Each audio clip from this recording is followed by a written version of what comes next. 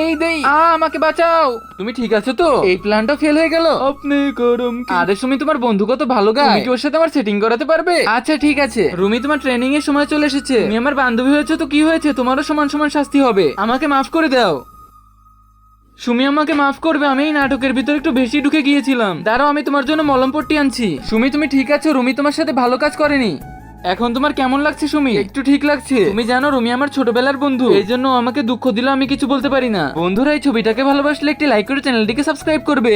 তুমি নিজেকে কখনো একা ভেবো না, তোমার এই বন্ধু সবসময় তোমার পাশে আছে। রুমি, এখন ওই দিন চলে এসেছে যেটার জন্য তুমি এত কষ্ট করছিলে। কিন্তু সুমি, আমি তো রেডি নেই। শোনো, তুমি যদি এখন বলতে না পারো তাহলে কিন্তু অন্য কেউ বলে দেবে। আচ্ছা ঠিক আছে। তুমি তো অনেক ভালো আয়োজন করেছো।